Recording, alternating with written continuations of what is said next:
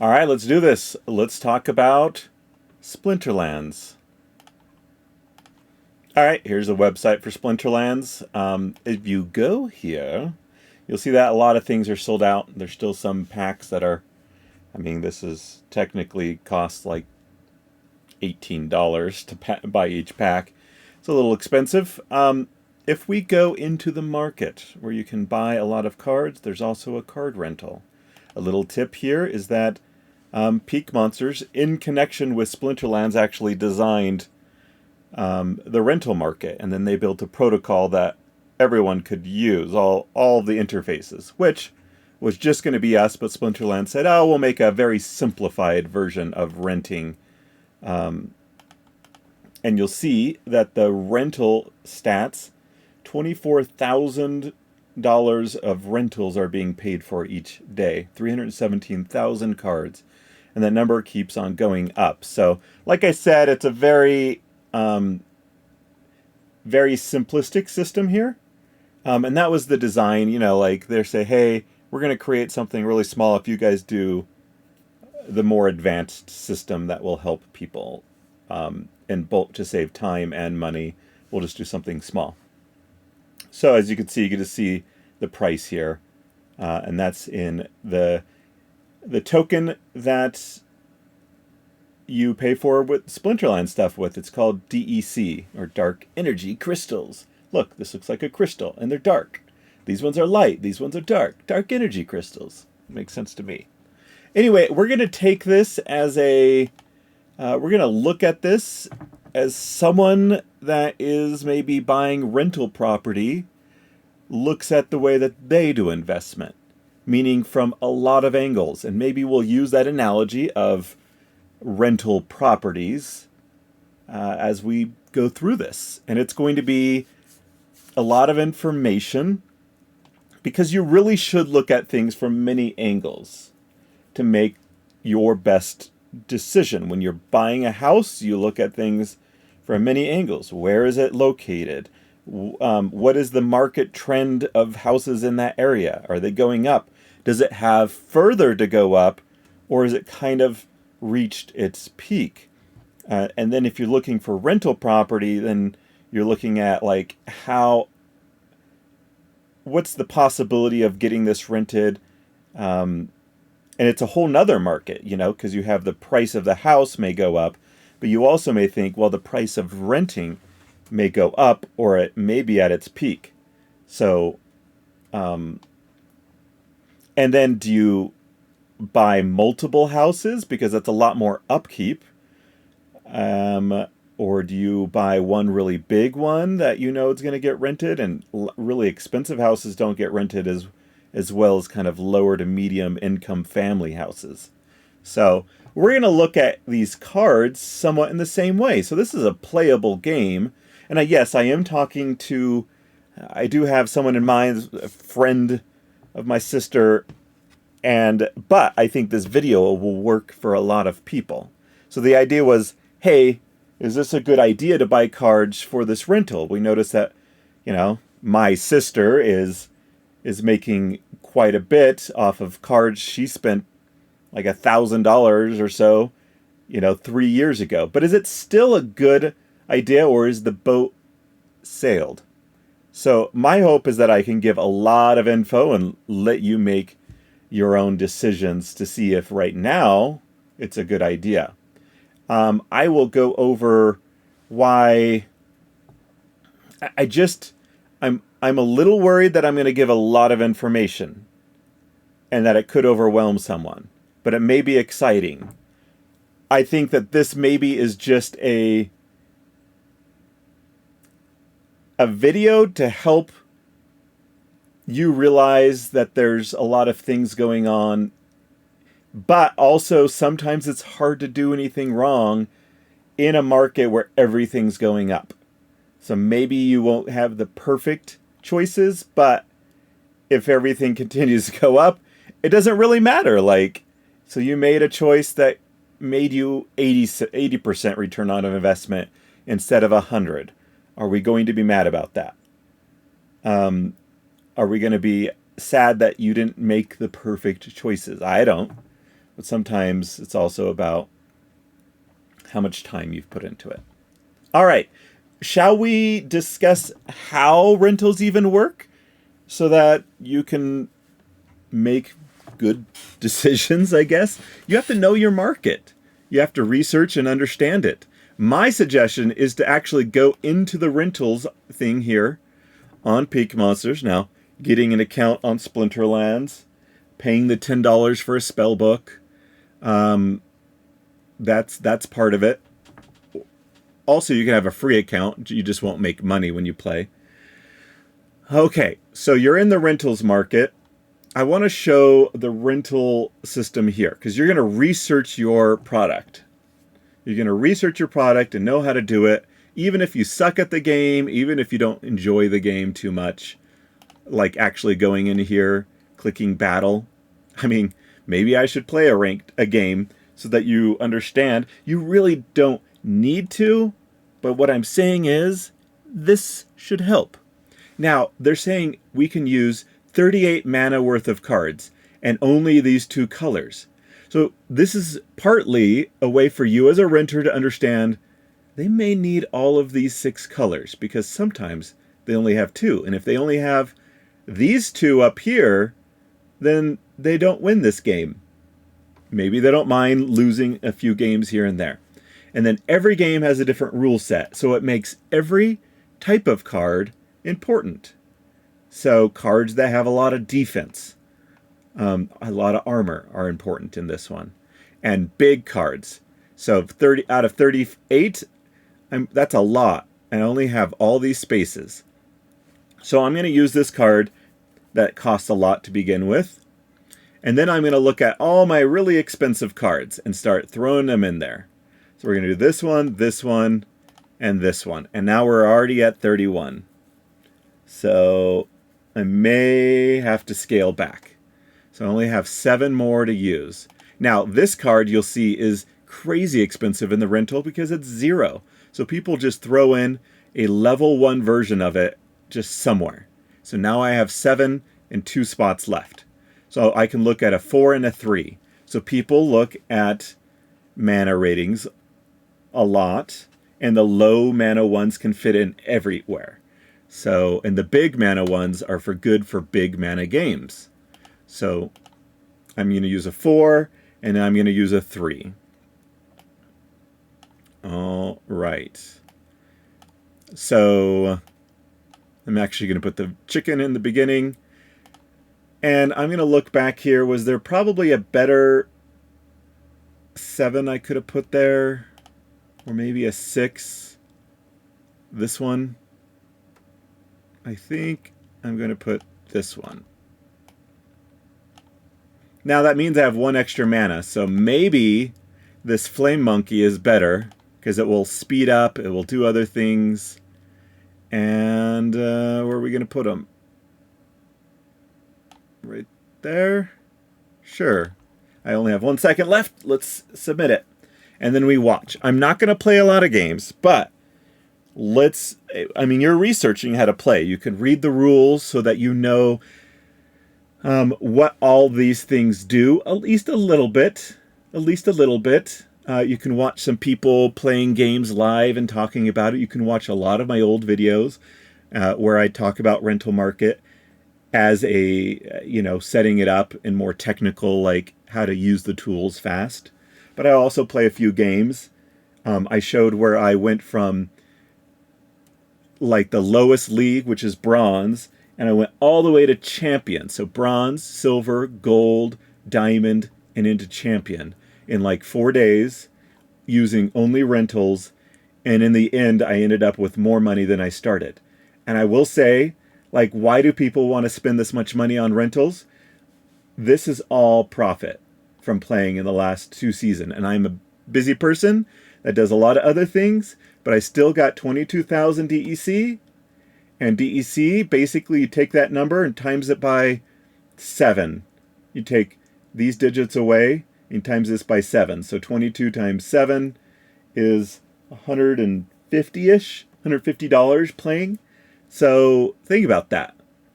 Maybe that's not a lot to you, but there's a lot of people around the world that if they can make $150 on one account, maybe they do 2 or 3 accounts, and maybe they play a lot more than me, and they make a lot more than $150 per each of those accounts. And so there you go. Now you understand why there's 50,000 people playing each day and 300,000 people that have signed up and will play from time to time, or have played at one point or another. Anyway, so now you'll see that there's different types of cards. Magic cards, melee cards, and ranged cards. And they do different things. So these legendaries, you kind of see it here. Level 4 is the highest that a legendary goes. Level 8 is the highest a rare goes.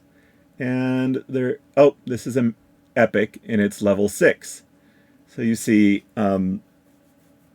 you see what's kind of going on here. So, lots of different abilities you don't need to know, but my suggestion right here is play the game, and you'll get a hang of how things are working. Now, this guy is a magic. He's good taking the damage from magic. So that was a good move to use him.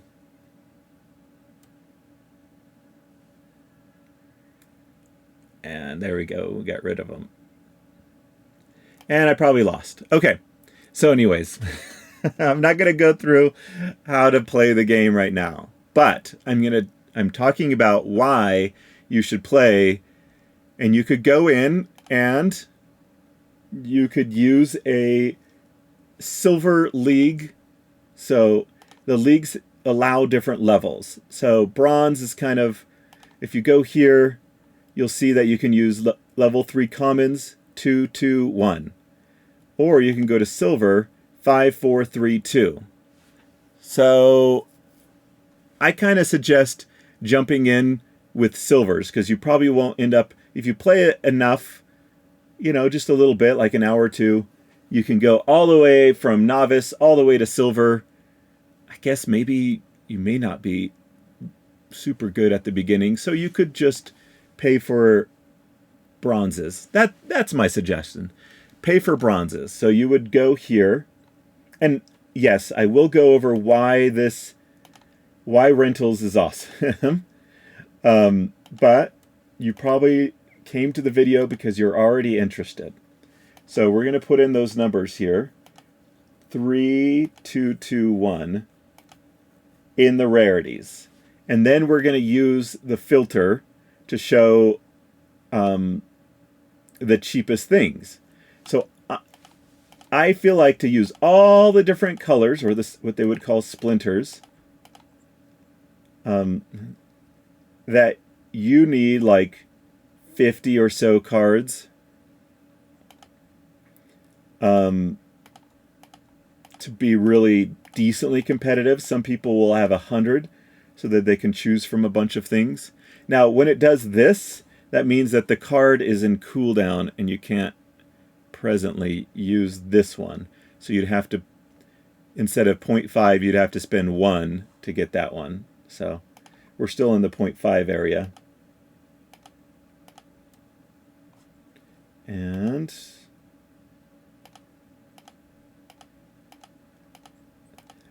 so I'm just going to do a comparative thing here. So you see that people like me will just go through and rent the cheapest cards, but they also know the best cards to rent. Dang it, these cards are not available. They're just all in cooldown. I could go find the cheaper version of them, but I'm just getting everything before 1. That's 37 cards. And then you'll see, how many days do they want to rent it? There's only 2 or 3 days left in the season. So let's say 3 days. So that's 15 cents, 45 cents for the whole entire season. 15 cents to play the game. Plus, I mean, you've got your spell book. That's a one-time purchase for $10. But then they can come in here and play for 15 cents a day. but they may, like I've shown you, make a little bit more. Now, I'm at Diamond League, and so every time I win a game, you can see here, it says, I don't know if you see that, 69. At the beginning of season, I've seen that, well, this one's 100, 90, 95, 82, 75. Gold cards will get you more per win. Alpha cards will get you more per win. So there's a few reasons why sometimes renting the more expensive things are better. There may be a couple of versions, and so sometimes the more expensive version gets you more per every time you win. So knowing how the game works is great. Seeing what it's like to be a renter is part of that research as well. And then if you could go in and test to see what it would cost to rent all of those cards in Silver League. So you could remove this. And I happen to remember those numbers that we were looking at. 5, because it's also, it's easy. 5, 4, 3, and level 2 legendaries. Okay, so now you see that the cheapest one is barely below 1. And then everything else is 2 and above. Now, keep in mind, this is end of season. So as an owner, this is the time where you make a lot of your money, if you're willing to put in the time to reprice them towards the end of the season. And the beginning of the season have lower values, and then at the end of the season have higher values. Or you could put your prices somewhere in the middle and know that at the beginning you're not going to have as many rented, and at the end your prices are going to be probably too low. So you're kind of somewhere in the middle. Or do you, so there's a pricing, you could set it and forget it. And that's me. I haven't changed or worked on my prices in all week long. And I'm still doing decently at 32,000 DEC. So you times that by 7. So it's like $200 a day. But people are doing way better than me. And you can see this number is kind of like, how well are you doing? Now we look at, this is where you would start doing your research. So you've well, you could do them all simultaneously. You can research how the game is played so that you understand the cards that you're actually getting.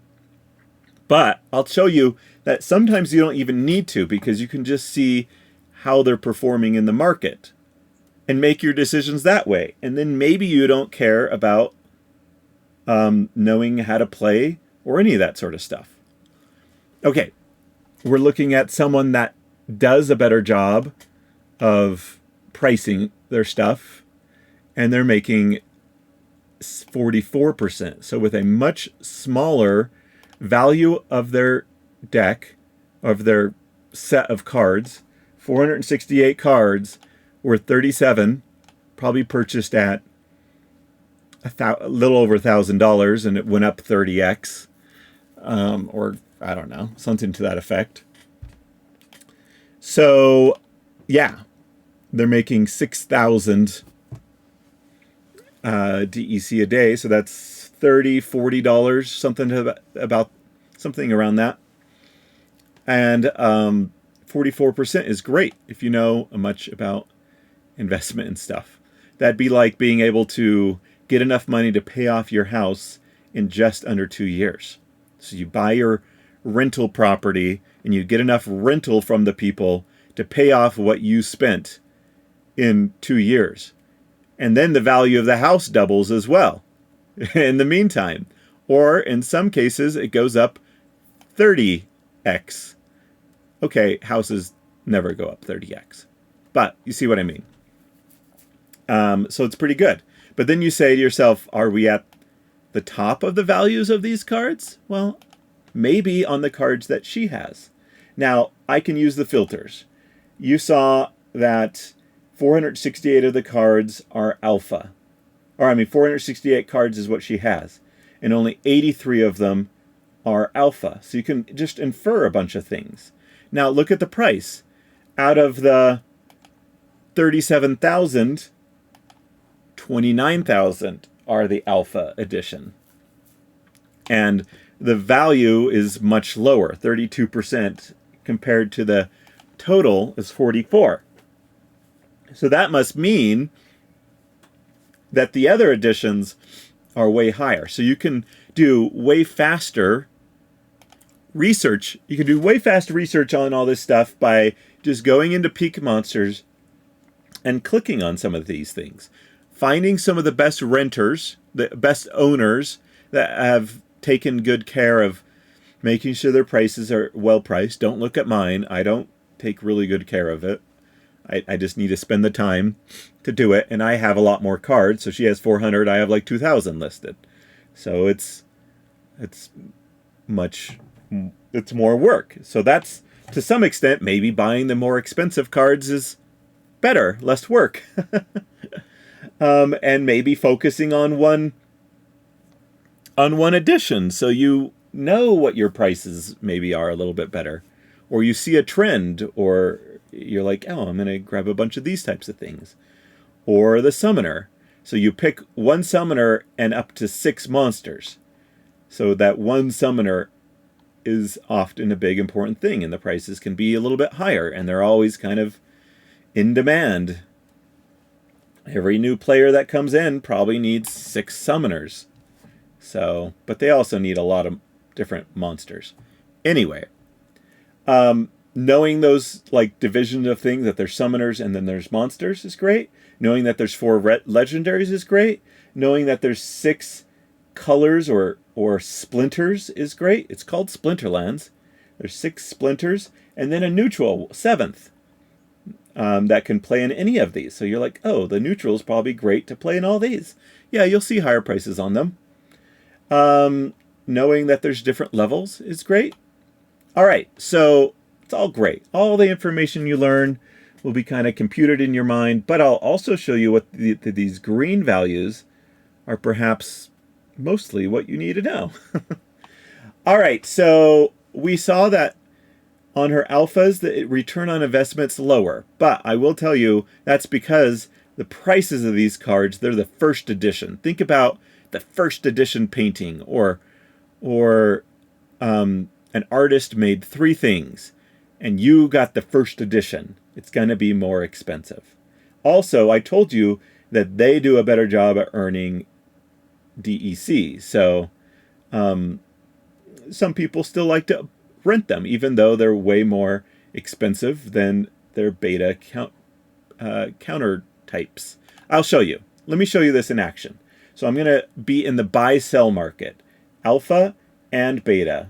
And I'm just going to show regular cards, and then I'm going to organize them by the ID number. So here we have a beta version, it says beta, and we have the alpha of the same type.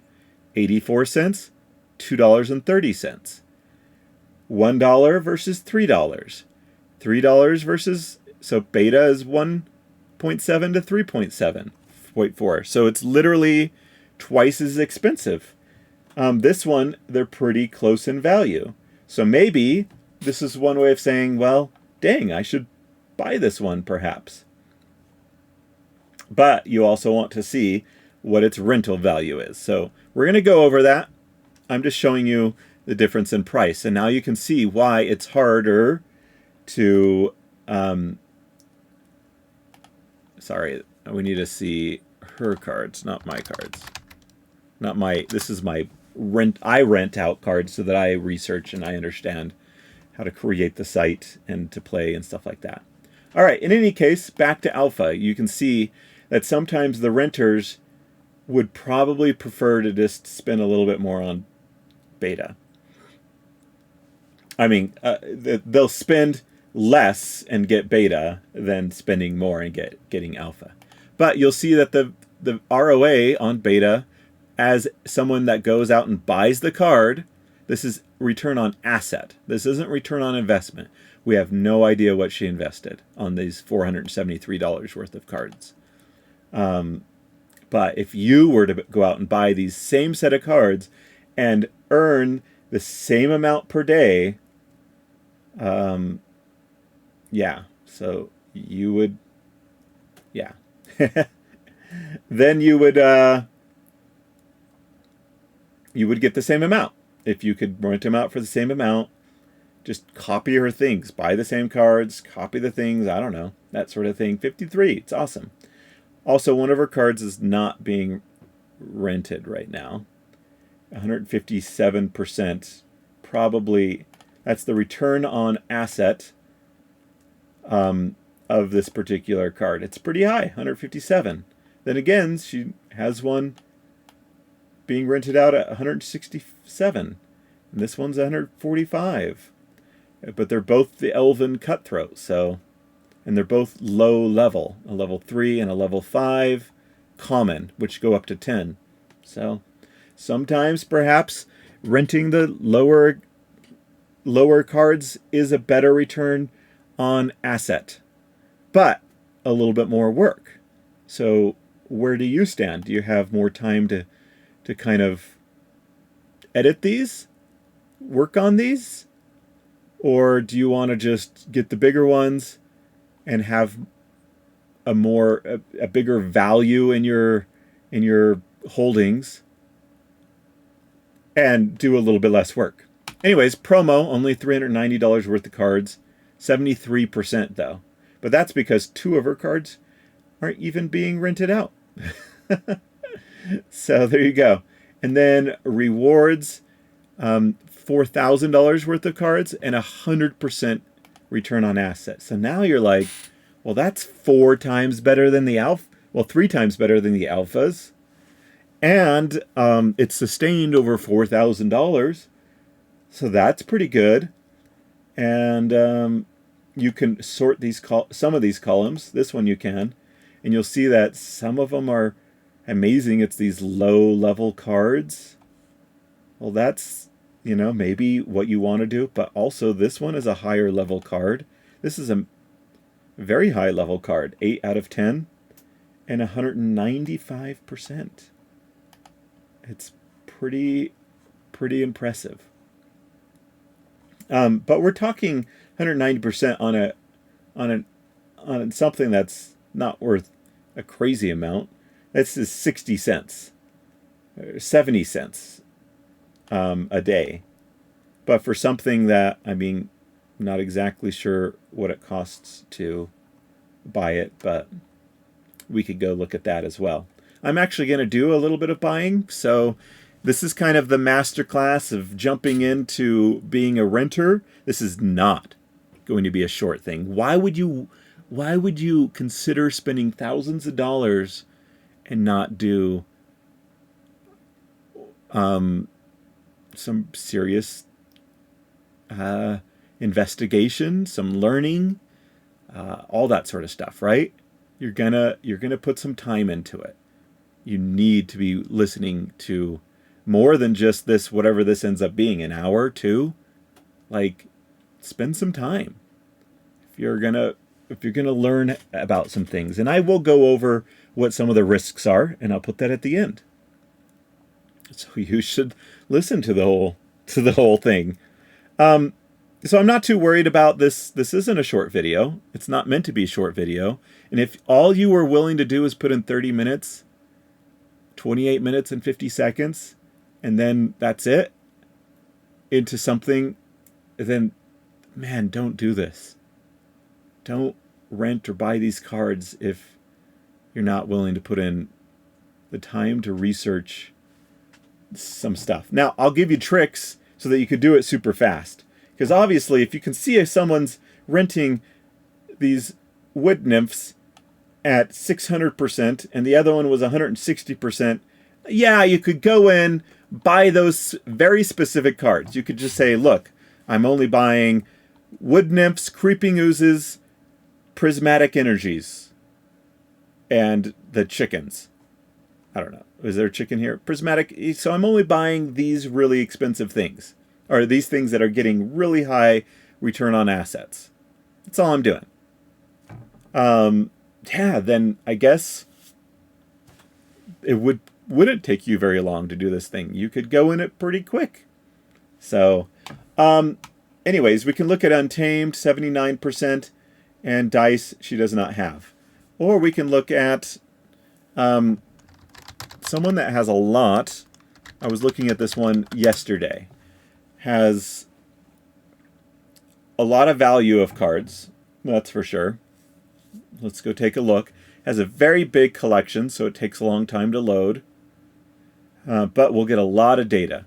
So $747,000 worth of cards. Look at this number. This number's trash.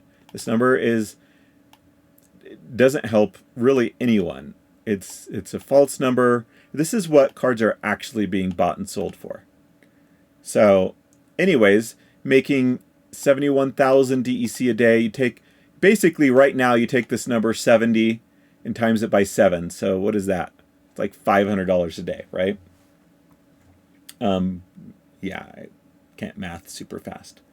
But there's a big gap. There's 50,000 left on the table.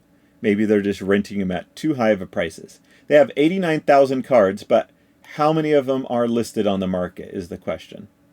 You're not... Okay, so 9,000.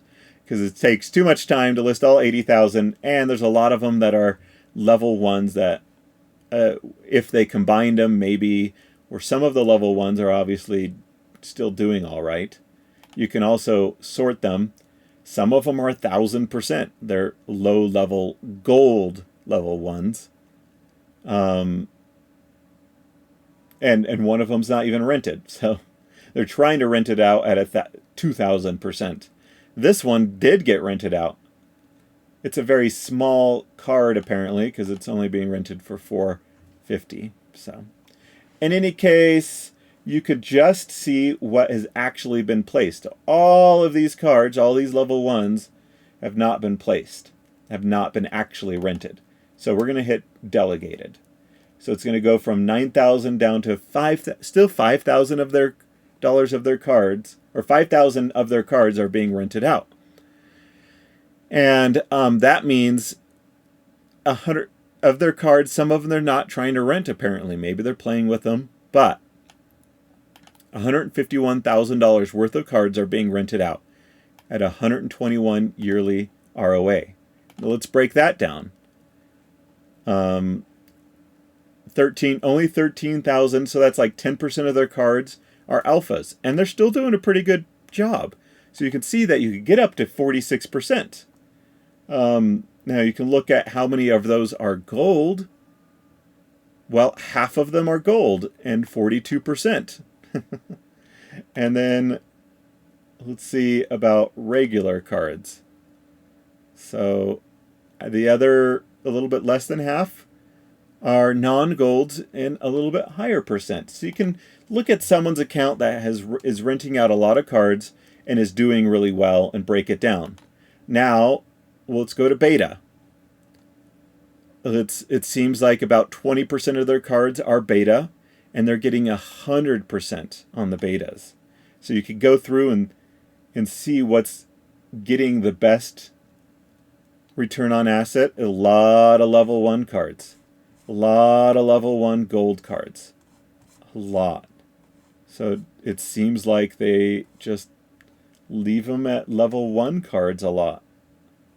So that's a strategy.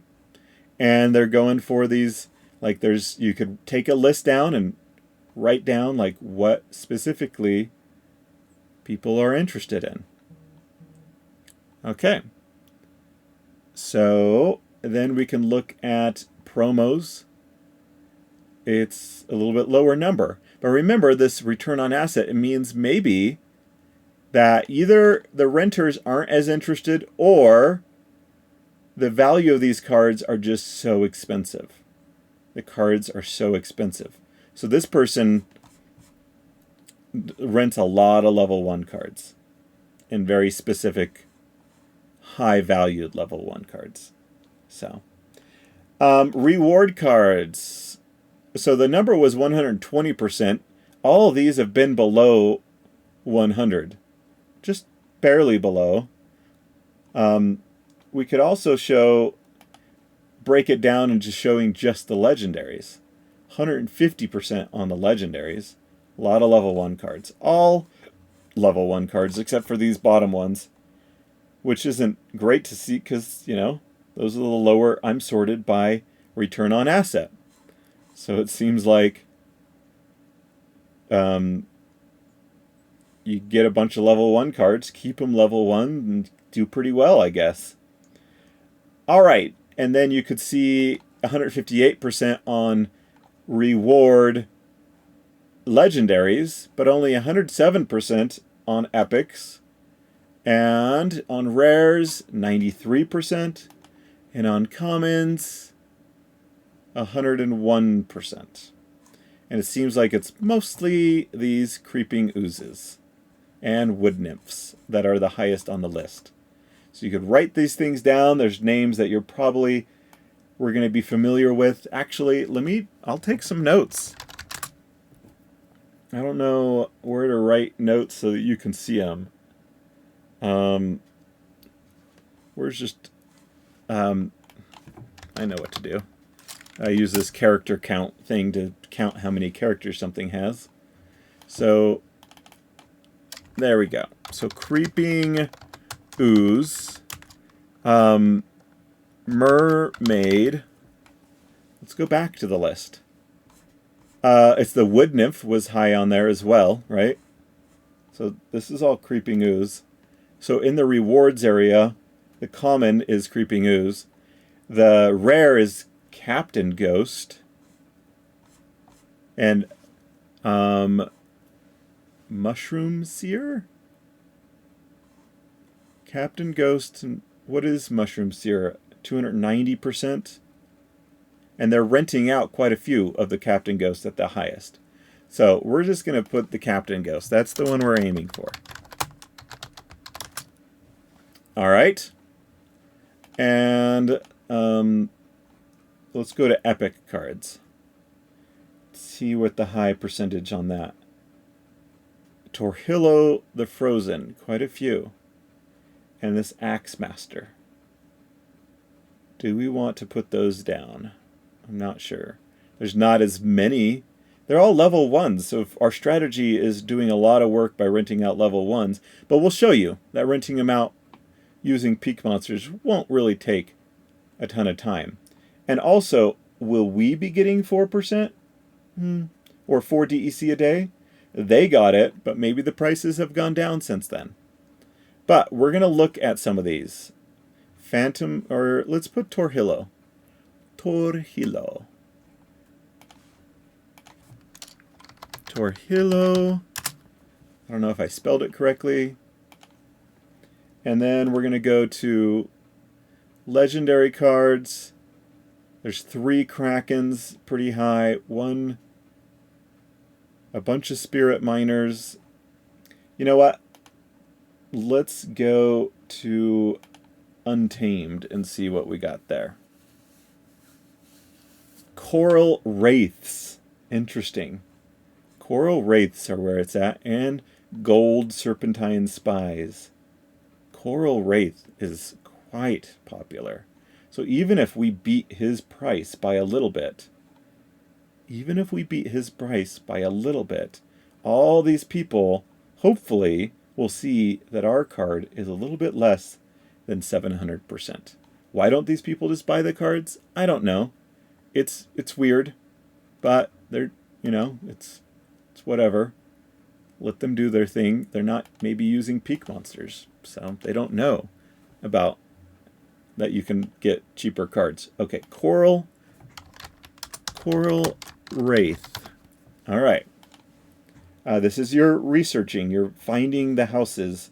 You're hitting the heart button on whatever that house finding thing is. You're like, yeah, I'm interested in this as a rental property. And then we're going to go to the dice cards, and it's Mylor and Lunacar. Well, just one, a lot of Mylars. Okay. So you type that in. And there we go. So we've found some. I guess I didn't look at any promos. Dwarven Wizards at 200%. That's too low for us, right? We got it. But there's a lot being rented out, so You know, I'm going to put it on the list. Dwarven. Okay. Boom. And then we're going to go to beta and see if there's anything particularly popular. The mermaids. Oh, we already put that on the list, didn't we? And banshees. Nice. 500%. Yeah, let's do it. Let's find and rent out the banshees. Oh, where am I putting it? Creeping Ooze, Banshee. Perfect. I'm also... So now we want to go to rentals and see if these numbers hold up. We found a few. So as a... I mean, I could highlight all of these. Let's do that. So we're going to do Banshee. It's starred already. You know what? Let's go to the favorites and let's remove. You know, I'm going to log into my selling my rental account, my owner account where I own cards. So you can look at my numbers, but they're pretty low. But you'll still see a pretty big trend towards, you know, like the alphas. I could do way better from 17 way up. Also, we should just click on those that are rented. And most all of them are rented, obviously, because my prices are way lower than everyone else's. Not everyone else's, but a lot of people. And I could show you that these level 1s are also some of my best. But I'm doing all right on a level 6 summoner and another summoner. So I'm down to 50% pretty quickly. But we're going to go out and buy some cards. And we're going to go the method of highest return and just hope that peak monsters will save us time and help us list things for us. Okay, and then beta's 25%, and the best is level 1, like these skeleton assassin level 1s. Oh, well, they're not being rented out, so we need to just hit delegated. Okay, 170% on level 1, but then we've got 2... summoners. I know that these are summoners, so just happen to know that. You could also look into the card a little bit more and research them. A lot of summoners, a Sphinx, and 90%. But then we go to promos, 25%. But there's a pretty good one here, 360%. I think I already researched and I found this. I found a bunch of cards, I leveled them to level 3, and I saw that it was a good return on asset. Remember the Alchemist? I think that was supposed to be on our list, right? It wasn't. Alchemist is now on our list. So we're still just doing a lot of research. We're getting names of cards that are doing well, right? This is what we're doing. And the rewards... Shadowy Presence is doing all right. The Torhillo, the Furious Chicken, 200%. I had a bunch of these. They also went way up in value, like crazy up in value. So it's still impressive that even though they're crazy up in value, there's still room to grow. Or renters are going to stop paying that much for them and they'll drop down. Or the value of the card may drop. But that means if the value of the card drops, this goes up to 4. If this value of the card goes down by half, the return on asset goes up to 400. You see how that works? That means it's a good time to buy them. But maybe you bought them at the higher price. Well, you're still getting the same return on asset from when you bought them. If right now is when you buy them, it's still 200% if you can rent them out at 5 a day. Okay? All right, I will also show you as an owner what it's going to be like for working on these cards. I am going to look at all of the cards that are presently delegated, and then I'm going to click the magic button. This is, I know it says something else, but let's just call it the magic button. it's going to look at every one of those 791 reward cards and tell me which ones I'm getting a good deal and which ones I'm getting a bad deal. And then we can sort it. So I'm getting a great deal on these red ones because this is what a renter would look at. Red renter, why are you renting this for $6.50 when there's presently one for 0.13? There may only be one available at 0.13, and by the time of doing this search, it may already be gone. Cards go in and out of the market. There's probably thousands of these Furious Chickens in the rental market, all being rented. Look at all of mine that are being rented.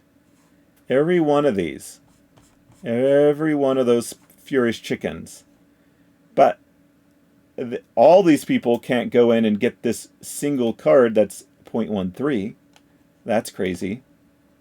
Anyway, 200% is pretty good, but then you've got to look at those sorts of things. Are they going to ditch your rentals? No one is.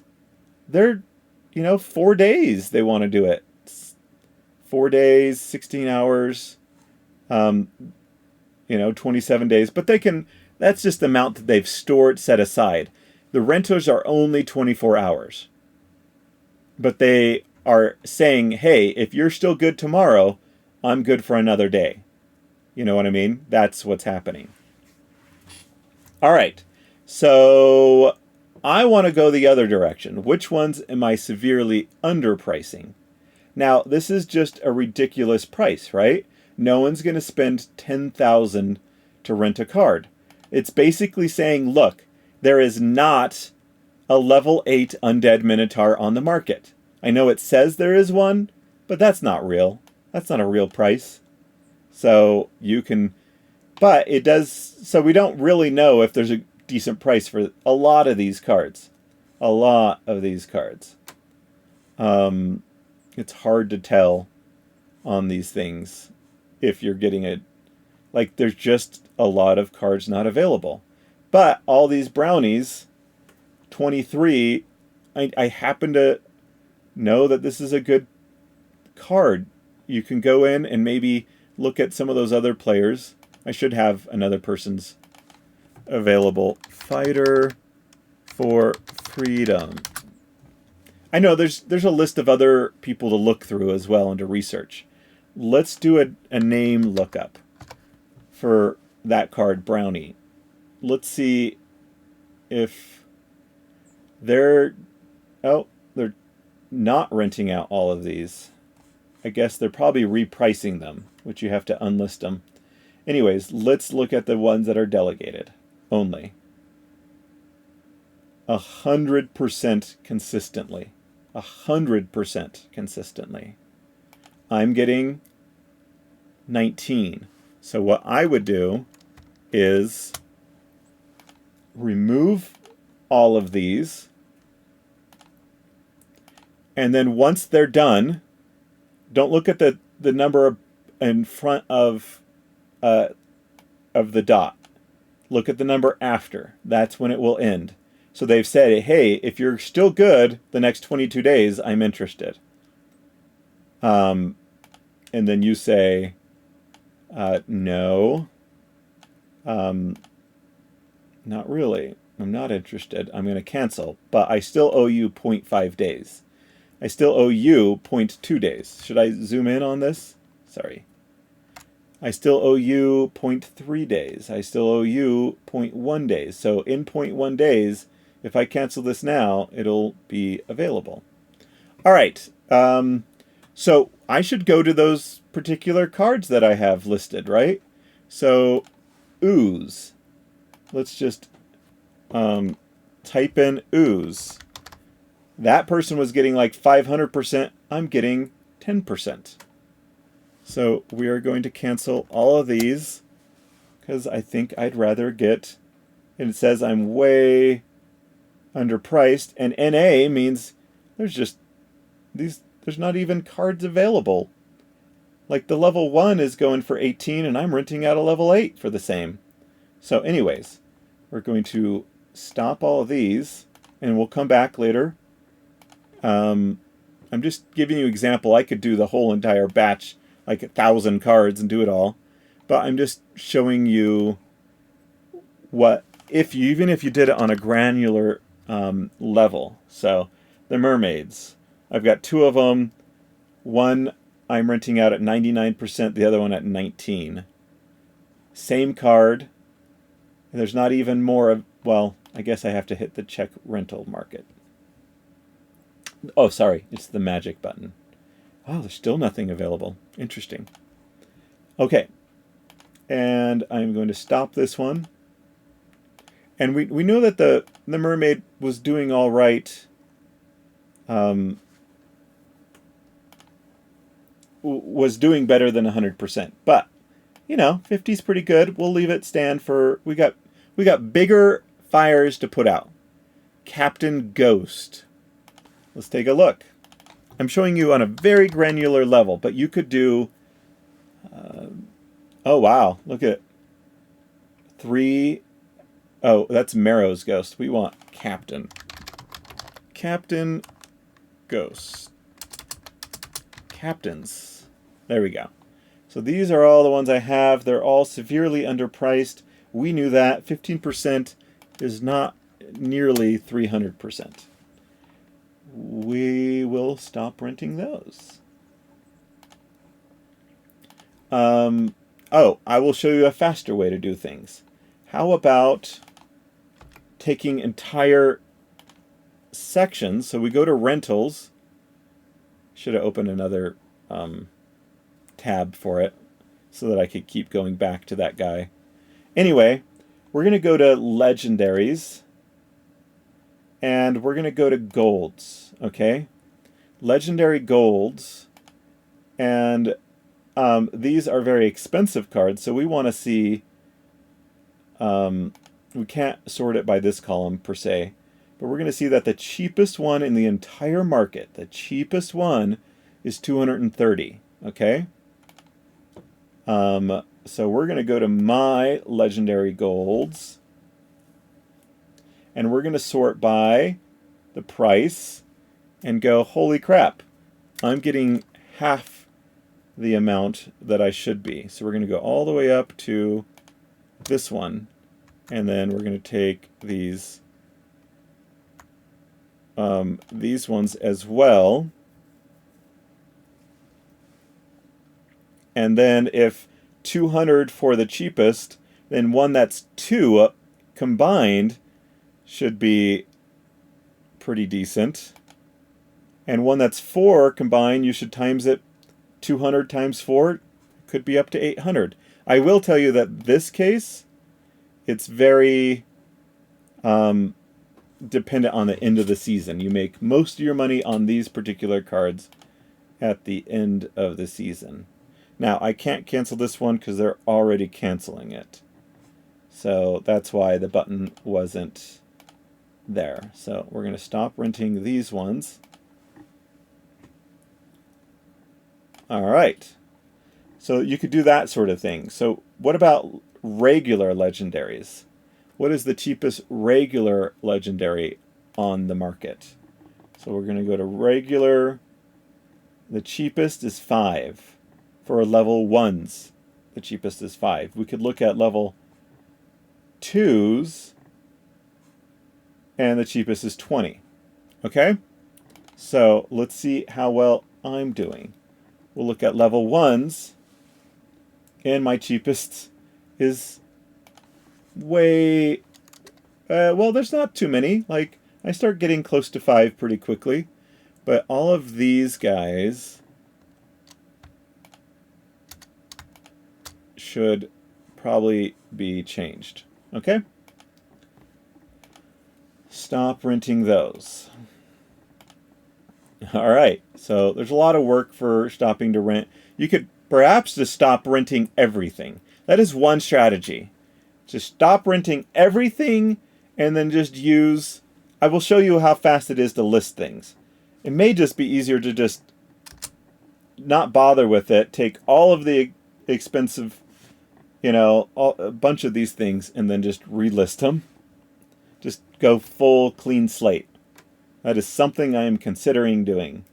Because wouldn't it just be so much easier to just take so much less time, right? Anyway, I really should just do that. But I want to show you right here, how about the cards that are not delegated right now? So we have 164 of them. I am going to just stop listing all of these cards. 164 of these cards, and we're going to stop renting. And confirm.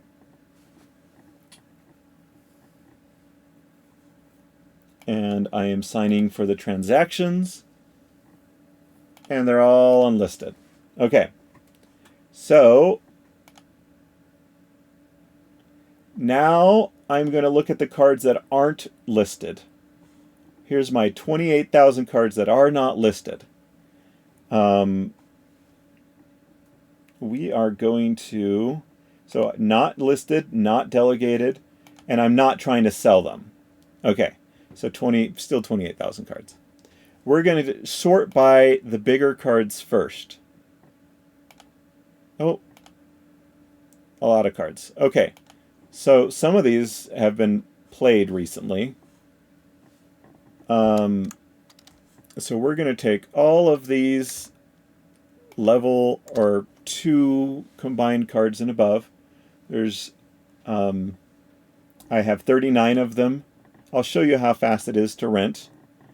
We can go down to this other magic button, set the lowest market price. All right, so it's setting them all for us. Look at that. Just sometimes I should just reset it all. But sometimes it doesn't know the price because there's nothing to compare it against. Actually, a lot of times. So you can delete these and just come back to them later. Let's just do the listings. Some are 20%, some are... And here's the issue. Some of them are going to be way too low because maybe there's one low card in there. I don't know. So we could go see the Goblin Sorcerer, probably at the bottom. There we go. And we can see that, oh, there's other cards. I'm going to give you an example. So let's go find another low percentage. Royal Dragon Archer. 1%. It's just an insanely expensive card because it's still saying you should rent this out at $999. So we're going to leave that there. I should probably just sell this card because it's not a good... It's just probably way overpriced. We'll see if it gets rented. It may not get rented, and then you just... Yeah, I don't know. Okay, so we're just going to set all these to rent. And now you see how fast it is to do a ton of things. And now I'll come back later and set all those other ones, to... that aren't being, that I took off of the market and will soon be available, within the next 24 hours. Some within hours, not. But how about legendary ones? Level 1 legendaries. So also you can hit the refresh button. Okay, so those are all gone now. Oh, are they? Let's just refresh the whole page. And then let's set our filters again. Legendary cards that are not presently listed for rent, not on the market, and not delegated to someone else. Okay, there's quite a few cards. Interesting. So I don't know why I didn't list these previously. So we're going to load all these. We're going to look for the zeros and deal with them later. Nope, it's loading them all. We are good to go. Let's see if there's any... The Gold Dragon level 1s are our lowest. So let's just take a look. Gold Dragon level 1, 45, quickly goes up to 55. So if you wanted to, you could say, hey, look, I'll be the next lowest. Okay? And the Aganju at 16 is the lowest DEC. But there's a lot at 17, so we're good to just be the lowest. And let's confirm them. Okay. And then you could do the same thing for epics, but my suggestion is to, well, first of all, click that, and then we'll click on epics. And we'll see that most of them are 1 and above. So it's probably worth, look at that one. I know that that card is way underpriced. Level 1. Oh, well, there's a, yeah. Oh, look, it's not even available anymore. 0.15, 1.9. It's not even available. If we were to refresh this, it's gone. That's how fast some of these cards get rented out. Look, it's not available anymore. This one probably is going to be gone in seconds as well. So you could look at that. Also, one thing to do is look at this number is so low. There's only 9 of these cards, period. From level 1 to 6, there's only 9 of these cards. One of them is a 0.44. The next one is 10.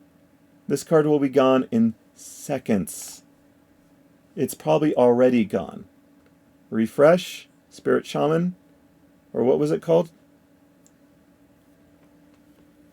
Oh, it's still there. Very surprising. It won't be there for very long. So you can look at the numbers as well and say, look, there's a lot of these cards. There's not very many of these cards. So what's going on here? Should I be... Oh, it's already gone by now. Okay. Took a few seconds longer than I expected. But even at... I mean, that's just an insane... Yeah, difference between the two. Anyway, what were we doing? We're going to look at all of our epics. We have 854 that aren't being rented out right now. We should just list all 854 of these. Let's just go down to the bottom. They're all going to be worth renting. There's a bunch of these Torhillos. That was on our list. Why am I not doing this? Why am I not making money? It's just money is sitting here doing nothing. And we're going to rent these. And this is a big... I hope it doesn't fail on me. This is a big, long thing. All right. Now we got to go back to the top.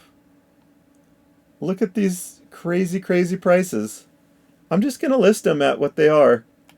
We're going to unlist that one. Dragon Spirits at 0.98. There's another thing you can do. You can go in and, you know, do this sort of thing. So you have a leveled up sort of thing.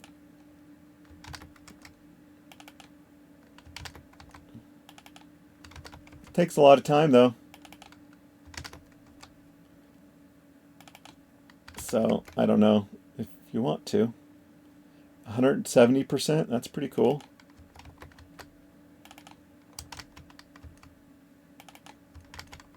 This one was almost on our list. I almost put that on the list. You could also go down a little bit lower. Hero of the Beyond, 98. Like, if you got a bunch of the same card, you could just go all over the place. 1.8, 1.5, 1.3, the Gorladon.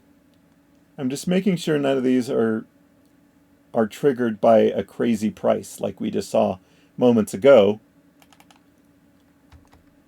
2, 2.2, 2.5, 3,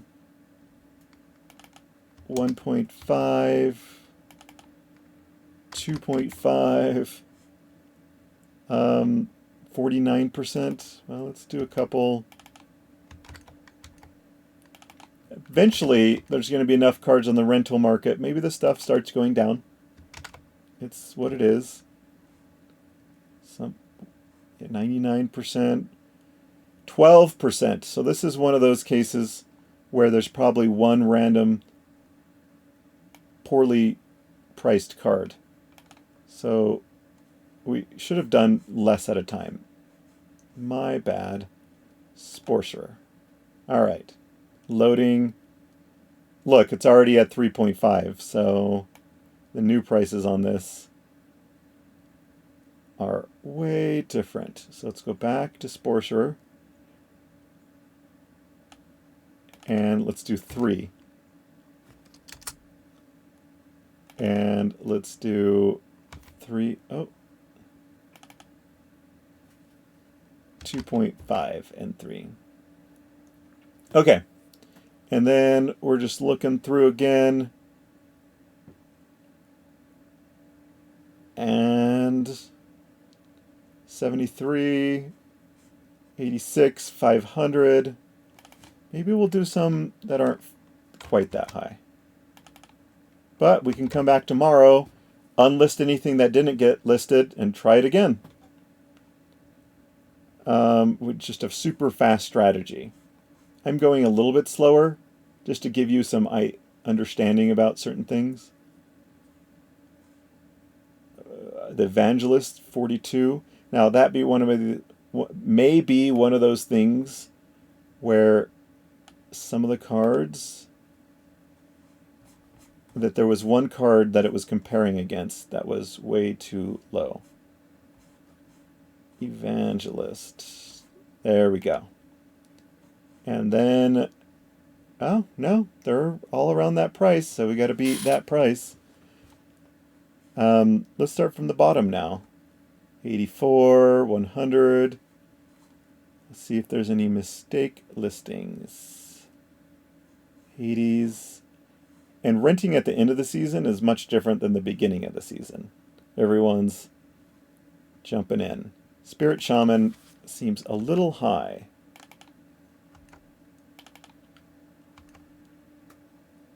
You could also just hit these buttons and let it kind of figure out a price for you. Let's see. 42%. Oh, those are the evangelists. Okay, I think we're done. Now it's going to be a bunch of transactions to list them all.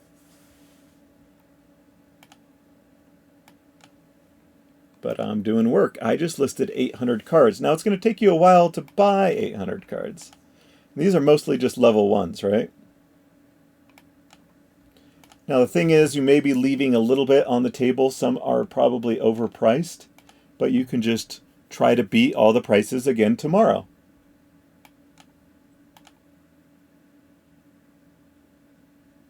And almost done sending the transactions to the blockchain. All right, they are all sent to Splinterlands in the blockchain. And now if we hit the refresh, pretty soon we won't see any gold cards for rent, except for this one. We're going to try to rent this card. This may be one that just, so yeah, it's zero, like it doesn't know the price. It doesn't have anything to compare it against. So let's just set 50% or 80%. I don't know. It's the only card. It's the only card of its type. 100%? Sure, why not? If it doesn't get rented, it's not a big deal. We'll come back tomorrow and stop them and try to re-rent them. Okay, so how about all of my golds that aren't being rented? Okay, all of these. Let's do it. And rent. And then load. The magic, one of the magic buttons. Why is this one saying 0.1? So let's do Oh, that's the one that we were trying to rent earlier. I don't know what the deal is, why that is still there. Oh, because I didn't refresh the screen. Anyways, this is a mistake. I don't know why that's happening. The board is level 5. Should be somewhere below 150 and above 99. 120. So level 8 skeleton.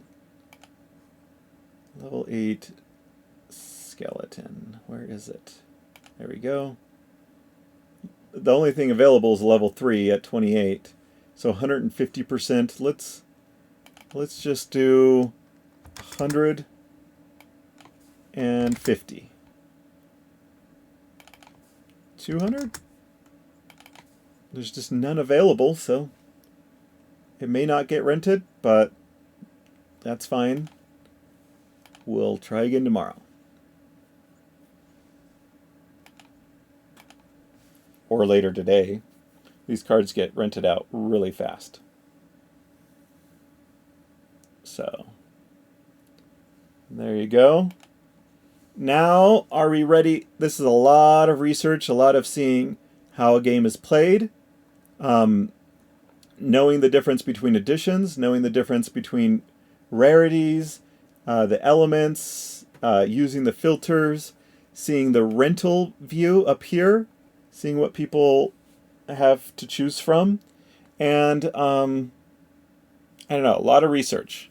I think it's time for me to go and buy some cards. So we go to the market, and we's going to buy some cards from our list. Okay?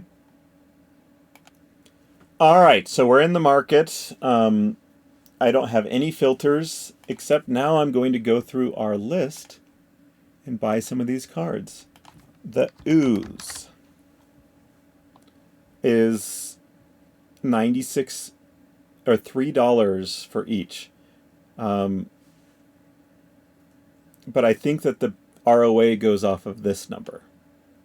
So that is perhaps a little problematic. So we can go in and look at the rental numbers. And we can see that we got some pretty high percentages even on the higher level rental oozes. Level 3s are 300%, level 1s are 300%. But that's based off of 96 cents. Don't forget that. Cost to purchase. We're telling you we think it's 96%. 96 cents. But we know that it's $3.30. Because we're going to go to the card listing. And we're going to look for the first level one is $3. But I can tell you what we could do. We could put a bid in, but the lowest bid is $2. So we'd have to beat that, $2.15. Now again, we can go. Well, this one's $1.96 for a level 5. Are there any level 5s presently? 200%. So I mean that's a possibility. But I think we'll have some better options a little bit down the road with some of the other cards that don't have such a big price gap there. Okay? So, because, oh, look at this one just became available. It's going to be gone in seconds. It's not his fault, though. Any case, $1, I mean, 300%, but we know it's 3 times more expensive than this. So 100%, maybe that's a good deal. Maybe not. So let's go to our next one. We'll see if we get a better deals on these other ones. So Mermaid.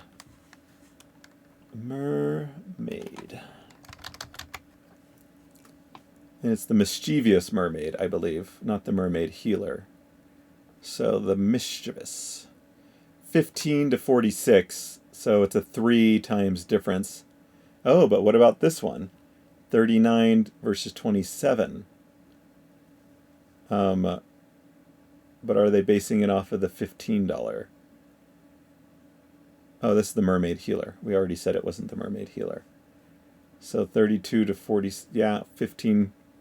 So unfortunately, the high, oh, look at, when you don't see very many cards in the rental market, that means that they're very popular because there's a lot of these betas probably rented out right now.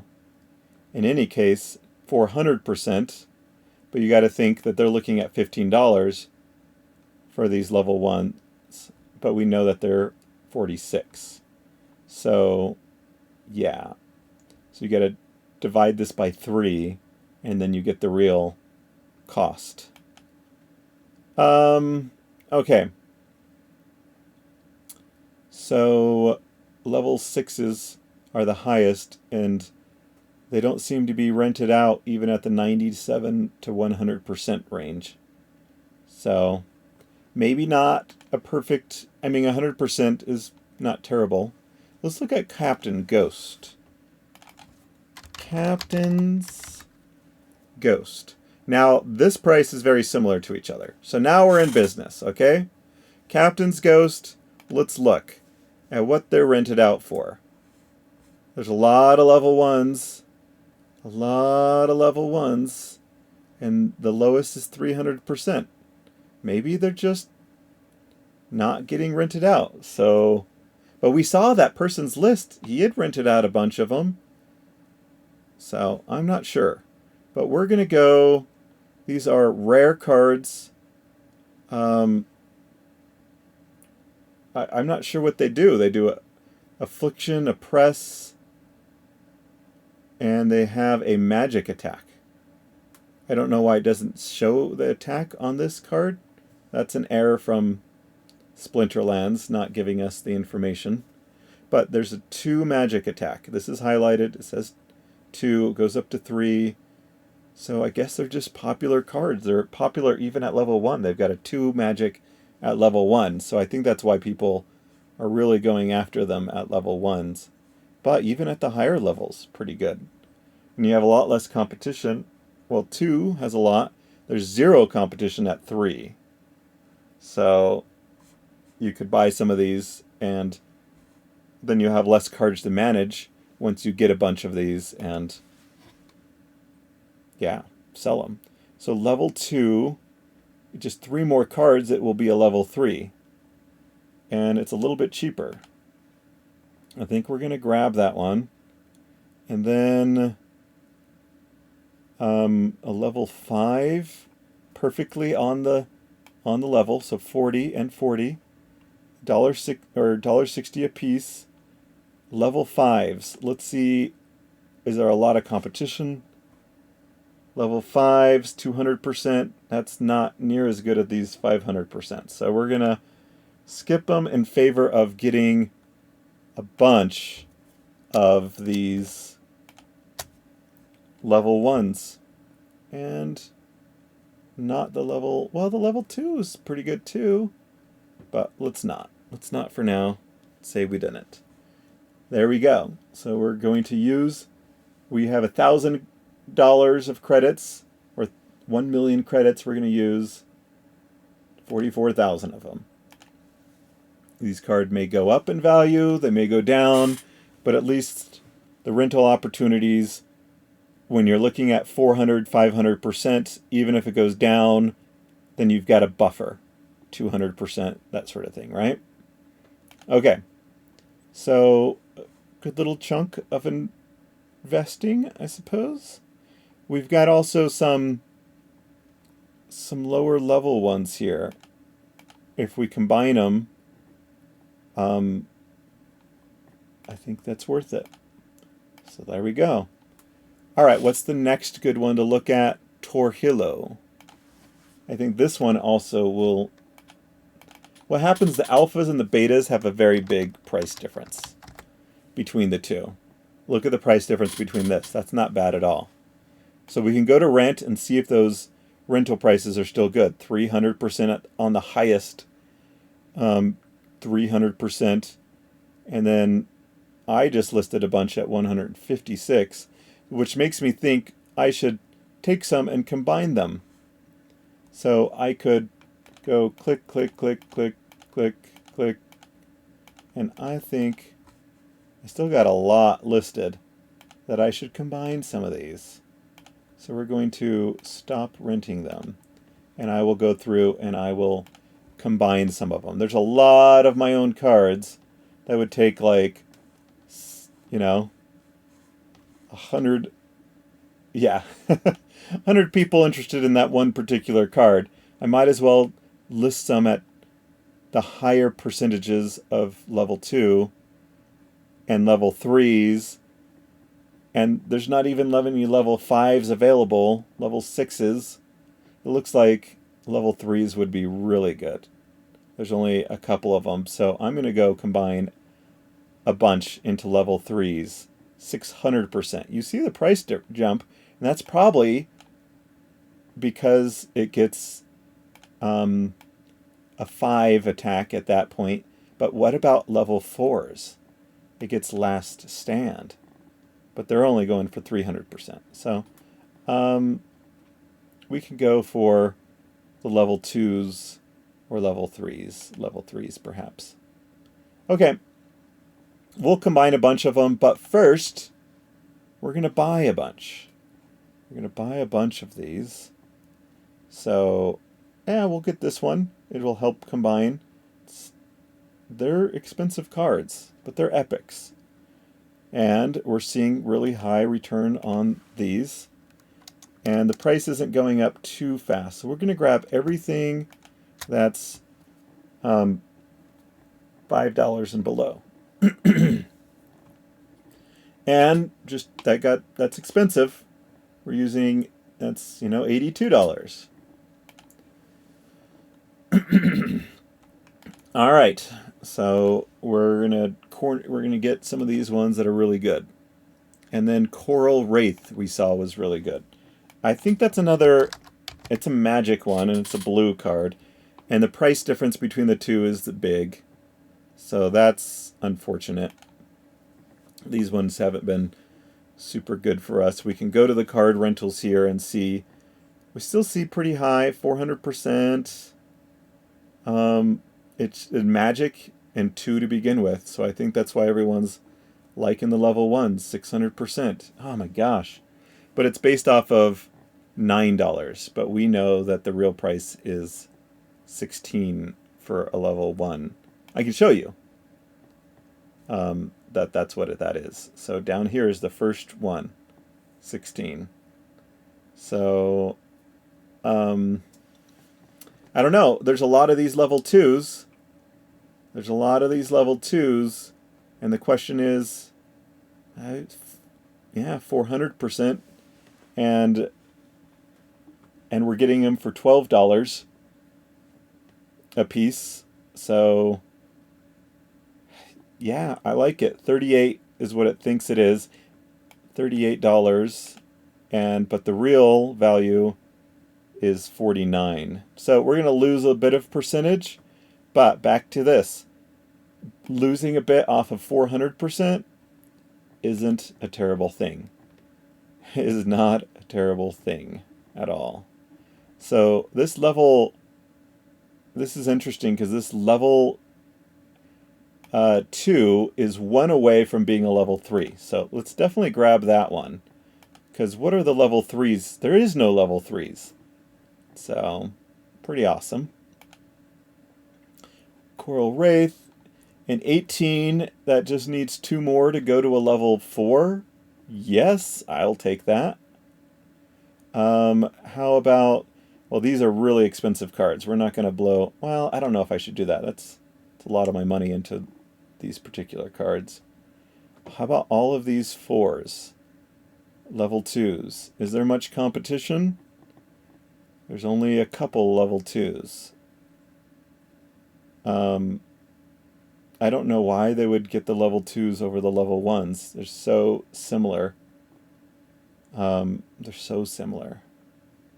But maybe we should get them. Some people will spend a little bit extra, I guess. Um, I'm gonna grab. These are all in cooldown. I don't think I want to grab the ones in cooldown, and I don't want to grab this cooldown one. But I'm gonna grab a couple of these. Man, they're expensive. They're just so expensive. They're epic monsters. The last one was an epic, and it was way cheaper. So I think I'm just going to grab this one as a good opportunity. So we're just going to grab that one. And then we're going to look at the Mylors that are probably one of the most popular cards for playing. That's why you see so many people look at that. $23 a card. $23 a card. Let's go look at 100% at the top. That's not a good sign. I guess the level 1s are 300%, but they're basing it off of $16 instead of 23. So you got to think that this 300 would go down to like 200%. And I'm not sure. It's just an expensive card, that's for sure. Now, what's the highest bid is $20. I don't know. Let's take a look. Let's see what we could do. Any of these cards a good opportunity? The housing market for these cards just isn't really good right now, I guess. We could grab a couple at these lower amounts. You could put a bid in for, just barely to beat that one and save a few dollars. I think I'm going to skip this one. We only got $1,000 to work with. We're going to go see these other ones, see if they're better. We could swing back around. Dwarven Wizard. It's the exact same amount. It's a magic card. That's why I guess people are liking it. Magic Snipe. But it's a Magic Snipe 1. So a Magic Snipe 1. But it's a low mana card. So maybe that's why it's so popular. But look here. 23% on these higher ones. But the level 1s are doing really well. So they are 200%. But $23. Do we think that these prices are going to go down? Now, promos are worth more in general. So that's a thing. For a promo to be worth 200%, it's pretty darn good. And I think I'm going to grab a few. Or I could put a bid in. Let's do that. Let's look at the bids. And we are seeing 3 of them at 15, and then it goes down. So do we make some bids? Let's make some bids. So we're going to say we're going to beat that price, $15.30. $15.35. And we're going to say we'll take 5 of them, but we want them all to be level 1 cards. Okay. There we go. Now,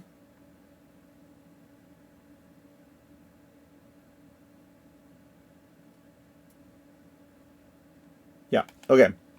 So what about the gold version?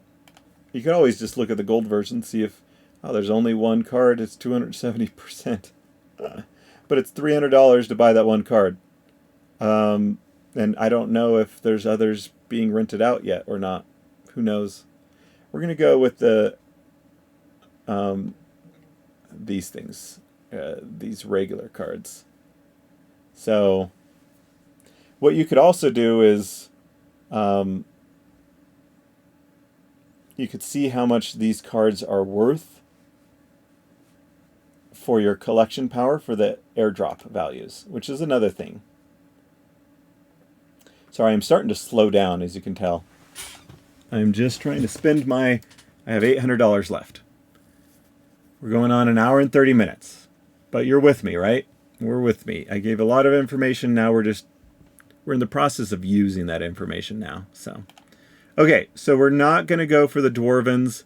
We're going to maybe look at the Banshees. I already know the problem with the Banshees. There's going to be a big price difference between the two. Why didn't we do Dwarven? Because these numbers were concerning me. These 23%. It's not all the way across the board. It's just this one. And I don't know. Well, it's on the list because someone was renting them out for a lot. Maybe I should grab a decent amount of these. $23 though. If we go in, look. If we look at all the other epics, what you want is cards that are renting out for a lot that haven't exploded. That's what we really want. Look at the epics. The bottom is $3. The top is well, we don't want to look at the golds. Sorry. Let me just look at regular cards. The top is 200.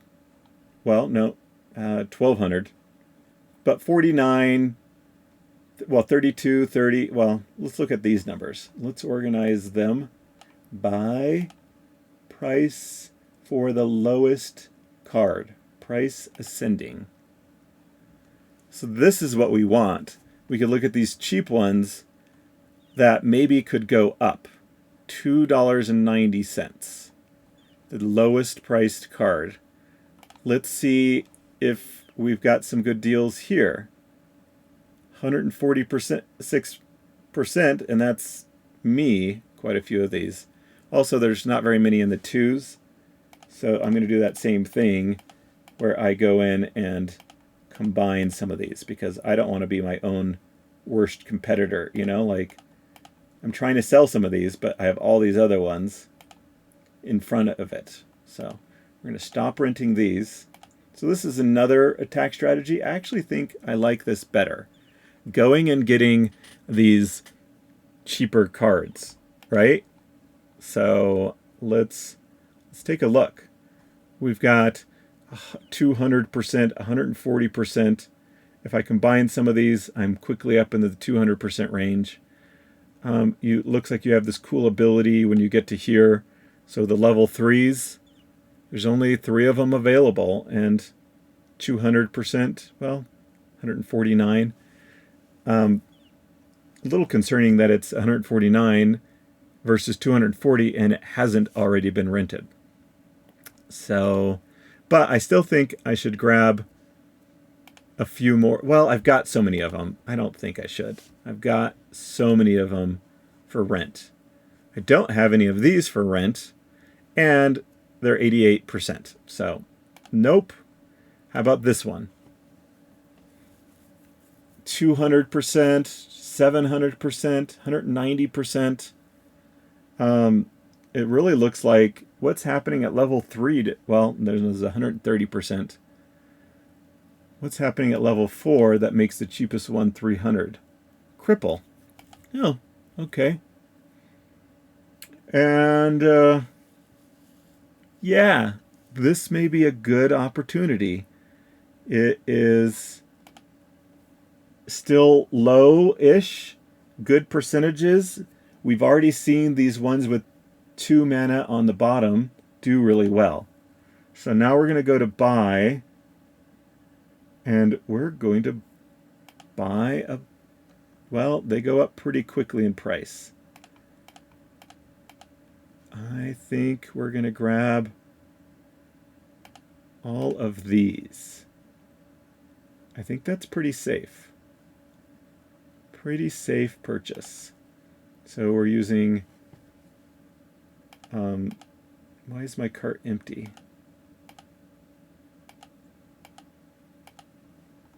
What is going on? Let's refresh the page. Let's go to all the epics and take that off.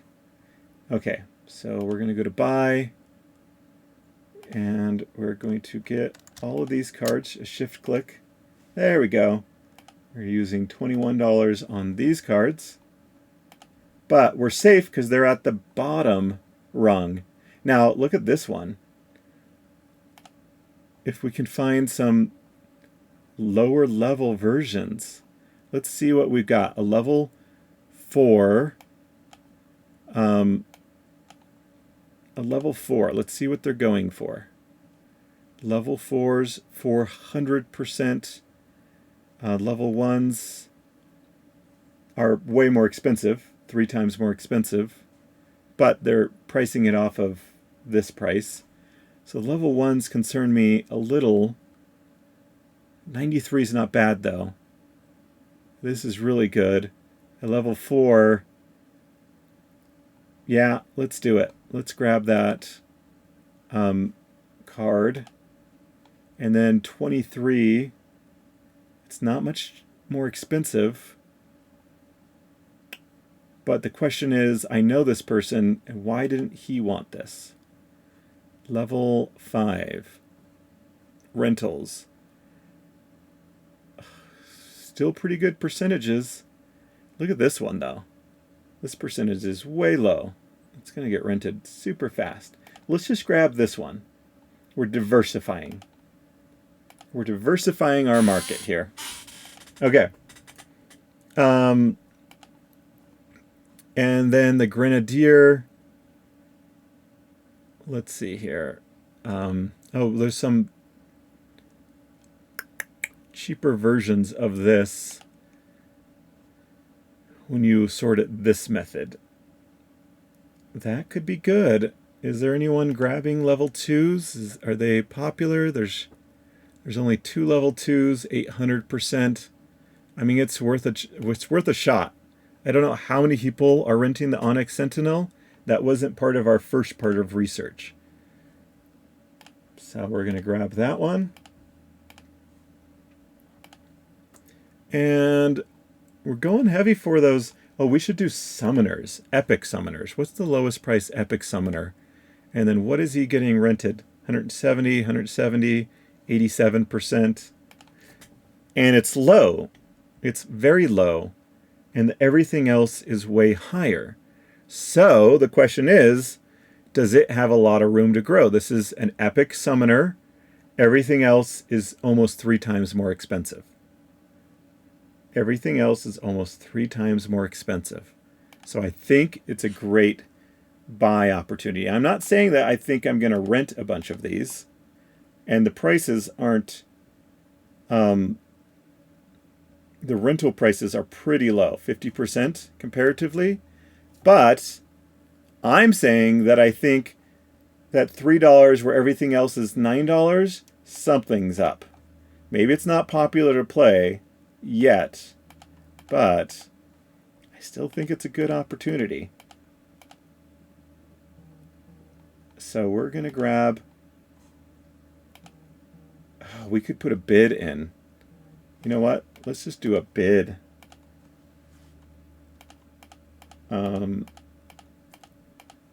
So I'm going to grab... I'm still going to grab a bunch of these. Okay. So we're going to grab these. And then we're going to put a bid in. So we're going to look at the other bids and say level 1. Okay. 240. So we're going to bid 245. We're going to try to get 10 of these, 5 of these. And we'll just see if it works for a little bit. Okay. So maybe a good opportunity there. Epic summoners. We could also do the same thing for rare summoners and see what the lowest price ones are there. I've already grabbed a ton of these. It's just these two aren't like the best to play with, but I think this one could be. Let's see, 45 means it's kind of in between these two levels, which kind of sucks. We've got a 16, which is just barely above that, which isn't that great either, but maybe it's worth it. Maybe it's worth it. Let's go look at the card rental values. 100%. Let's go look down at the level 2s. Level 2s are down to 40%. Not amazing. And level 1s are 14. So we're going to go ahead and skip that. It may go up in value, but that would mean the return on asset when it goes up is going to be even worse. So some of these may be pretty good. Summoners are always good to have. Let's look at $3 ones, 70%. All right, let's hide those cards. Let's look at these ones. 200%. Oh, 8%. Not amazing, but then it goes up to 300% right away. So these people, well, 60%, or yeah, I don't know what's going on here. So it's not a clear trend, so I'm going to skip it. Let's look. Also, some good opportunities are when the prices are extremely different, 4 versus 30. Extreme differences, meaning that someone is, and the percentages are high, 3,000%. Level 1s aren't good, 10%, but it's because someone is trying to rent out a ton of them for a low price. Probably doing all right. But let's go to the card listing and see. It's a level 8. It's a level 8, $4 a piece. It would take a big portion of our money, and it would be a level 8. It may be a good investment, but is a good rental. 136%. At the beginning of the season, it's not going to be 136%. It's going to drop down. So what do we think? What do we think? It could be a good investment / okay rental. Good investment, okay rental. We have, even if this one gets taken, I can get this next one right here, $699. 555. Malric Inferno. That's a big part of my money. I'm gonna come back to this one because I could get a lot more, diversify, have less risk in one thing, and spread the risk among a bunch of cards, a bunch of different types of cards. So we'll think about that one. It's a huge variation. Now the Alric is also pretty good. Variation. It's a over 4 times change, and the percentages 100%. 170 is higher. The level 1s are just really low. And then there's just not very many that are combined. So to me, this is a better deal, even though it's going to be a more expensive card, 1,000. And I don't even have that. But what about this one? Oh, it goes from 9 to 38. So it's not in my budget. Can't get this one. What about,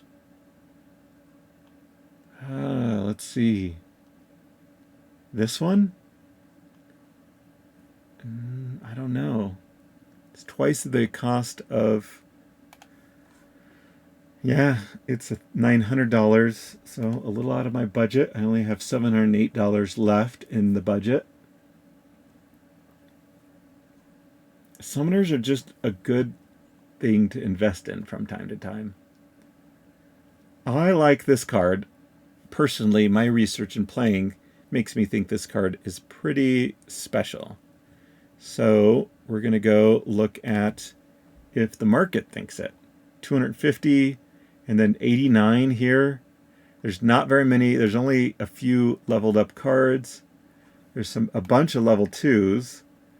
And 120%. How about the level 1s? 50%? That's not terrible. I'm liking it, and it's my inside info that I think it's a good card to have, and it's maybe undervalued and will go up in price. Now let's look at see what's available. That's a lot of our budget right there. What about this one? This level 5. Is there many available at level 5? 240%. That is a possibility. But then the difference between these two aren't too big, but then I would have to level them up myself. I think I'm going to grab this one. I think it's undervalued. Maybe undervalued. But it's 420. This reflect one is also good. Let's see what people are thinking about it. 100%, 200, 400. We don't know what they're actually being rented for. 50% at the bottom. Level 2s. And will it go up in price? Let's see if we can find some stuff closer to the 350. We do.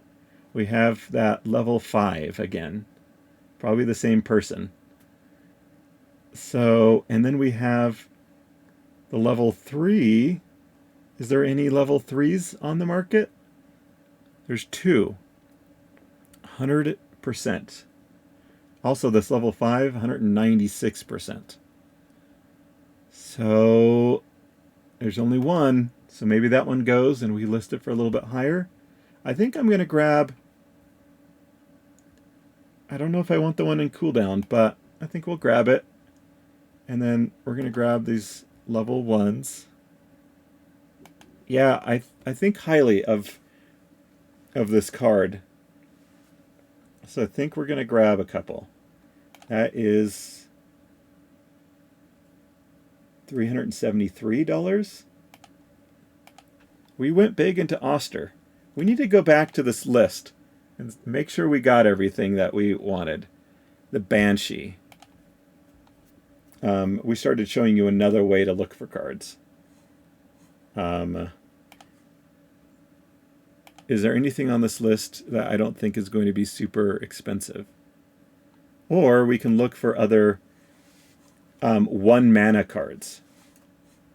If you go through the commons and you sort by ascending price, look for low mana cards. And then I bet you find some good deals. 200%. Yep. And what about level 1s? 100? Yep. And it's a cheap thing, so you're spreading the risk maybe a little bit. Oops, sorry. Goblin Dartings. They're already gone at 22 cents. But maybe... Yeah, it's all gone. Harvester 5s. So really high numbers or really low. How about the Ant Miners?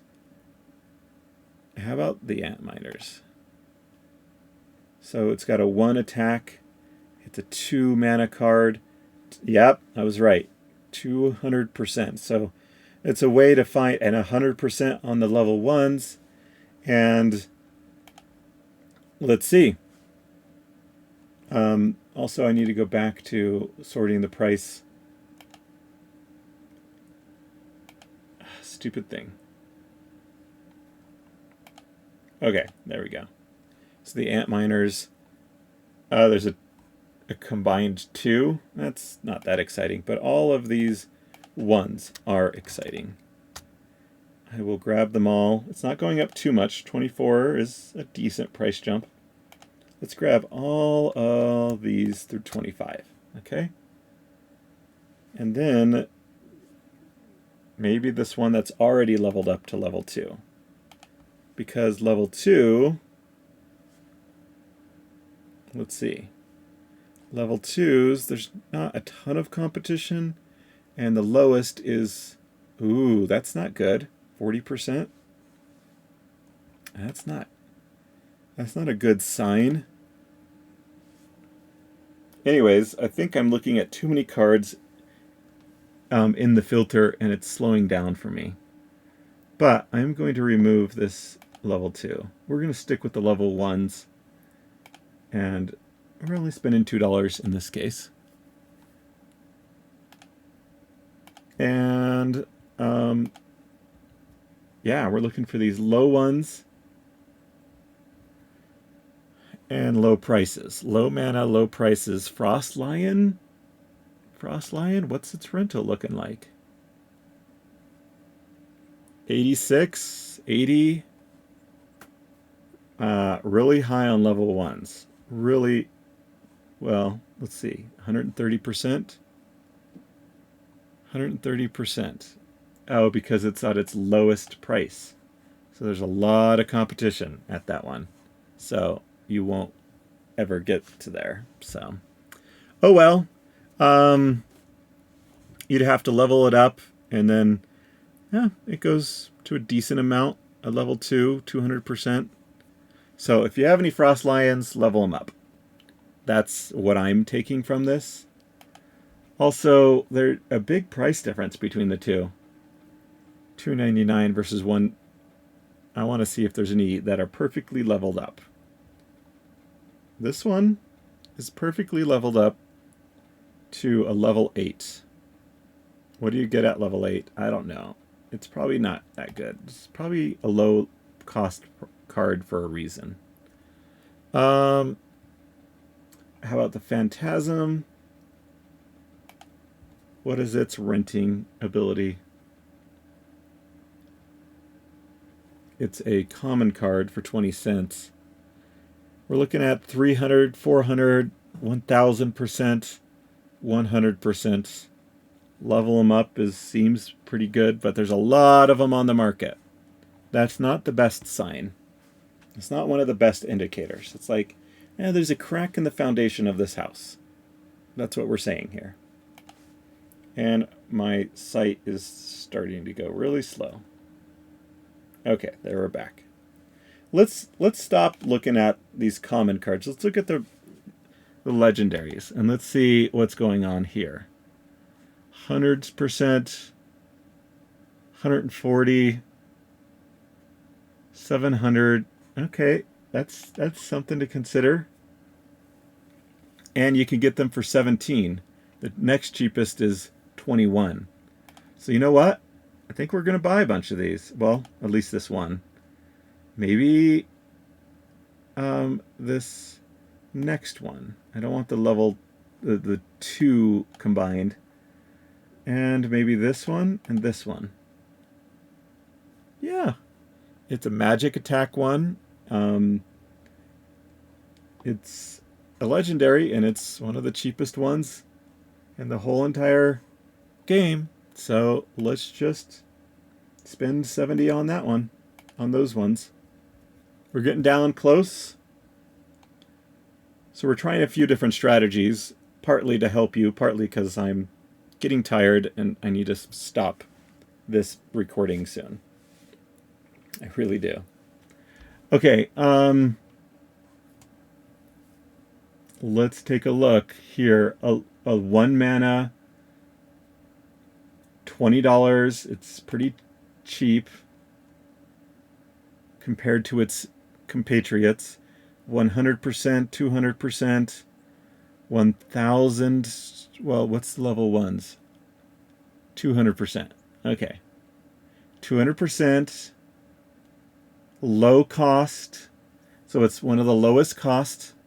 Again, we could do this search by ascending. And it's the second lowest priced legendary. And we're at 200%. So I think we're going for it. And when I'm on here, I like doing the price by that way. Level, yeah, you have to combine another one to get it to a level 2. There's a lot of competition for level 1s, but only one competition for level 2, and it's a higher percentage. So this could be a good idea. to grab this one and then combine it with one more. So it will get to 3 and get to level 2. So maybe it's just not that good of a card at level 2, and that's why no one's... But you gotta figure. You gotta figure, I don't know. So we're still gonna grab it, and we're gonna grab the 20, and then at $23, there's another jump. So we're gonna grab that. So that's $82 more. So I think we're getting close. So I'm looking for high percentage yields on low cost cards compared to their compatriots, right? That's what we're looking for in this example of how to approach things. And it's also nice if the bid value is close to that, so that you know that your card is pretty well protected. $22, but there's a bid for 21. Well, let's go look at the rental. This may be one of the best deals. 200%, also 200% at the level 1s. Not very many available at level 2. And yeah, this could be one of the best opportunities. So $22. Let's grab all of these, including these ones. And it just seems like there's a general run up. But we have 170 left. We have 160 on these ones. So I'm really liking this one right here.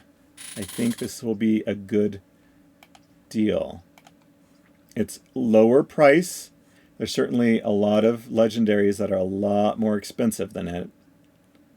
A lot more expensive. It's a lower price. It's still getting a good percentage. Technically, I would love to see even a higher percentage. I don't know why it's just 200 at that low of a price of a card. I don't know. We'll see. Here's another thing. This one doesn't look like it has all of its stats on here. Or maybe that's all it does. What does it do? It doesn't have any attack. It just has a lot of things that it does. What are its percentages? A little bit lower. How about this guy? 180%. So you could go them one by one. I just happen to know, like, oh, look, this is probably going to be a good one. 200%. Robo Dragon, 180. That's pretty decent. 600%. What's going on here? 300%. Oh my gosh. We missed out. This looks like a good one. And it's on the lower end pricing wise. And there's a 3 available at level 2 with 3 cards combined. I think I like it. So I'm going to dig into some of my DEC. And we're going to get all of these ones.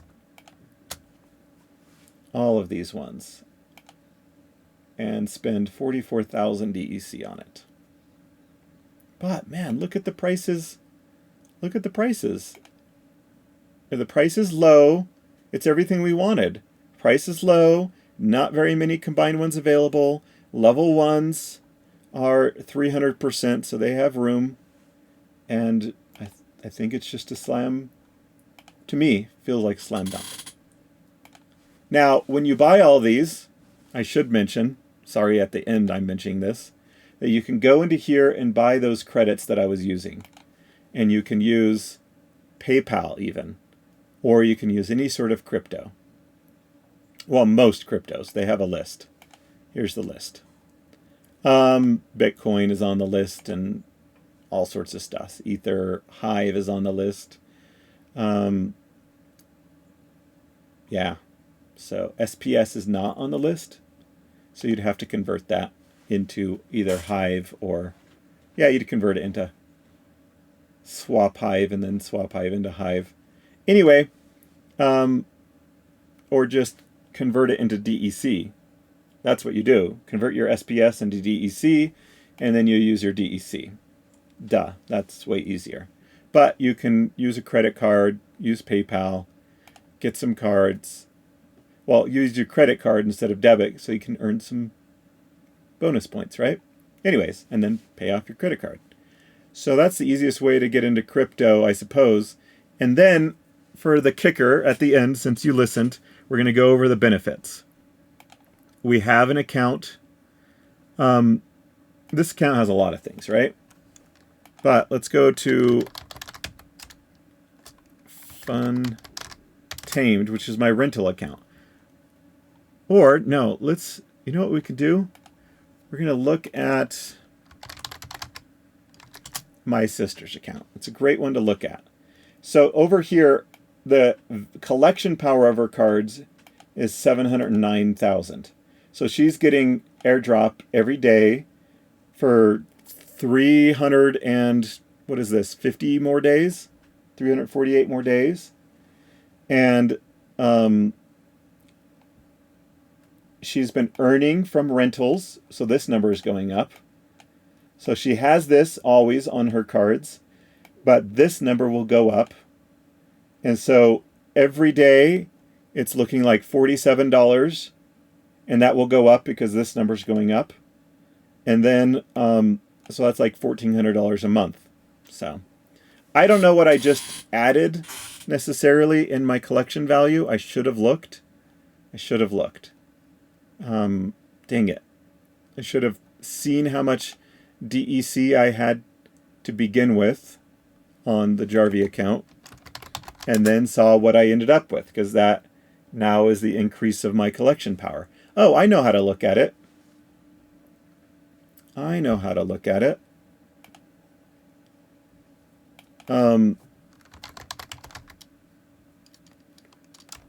Let's do this. So 11, we're looking at just this number right here. 11,237, right? And then we can look at my present value. 11, let's get out a calculator. So that snapshot was taken yesterday. So now I'm trying to see what the difference is. 11,227.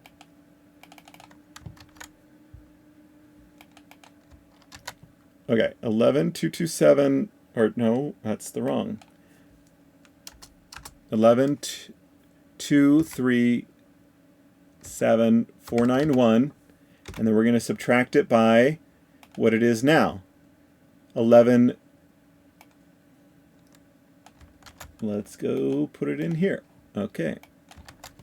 So to minus 11,269,690. What is going on? I put the wrong number. Dang it. I think this is the number. I see the mistake. I put a 12 instead of 11. So this is the number. I went up by 32,000 collection power. So I spent 1,000, well, a little over 1,000, right? It was 1,100 maybe. And I went up by 32,000 collection power. So that is going to reflect every day on this list. Okay, we'll go back to sister's account. So as you can see, that's not 800,000 is what she has, 800,000, but you could kind of do the math. 30 something thousand, whatever it was, 32,000 versus that. So you could do the math on that. 800 divided by 32 equals, well, I hate the calculator here.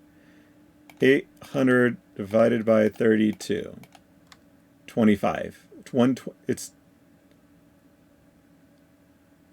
Sorry, let's do this. 32 divided by 800, 0.04.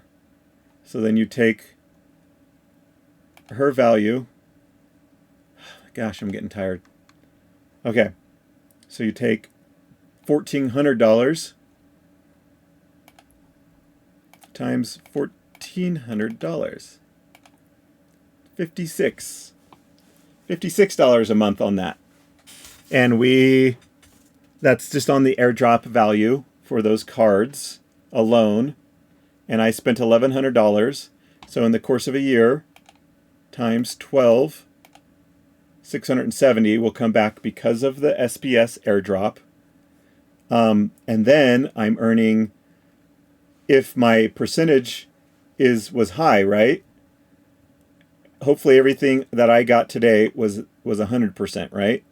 So then I'll be earning a lot of DEC, and that DEC will get airdrop, and that DEC will be straight up earnings, and it will get airdrop, right? So there's a lot of things to look forward to in the rental market. Let me tell you. Sorry, I'm getting slow. It's way too long of a recording.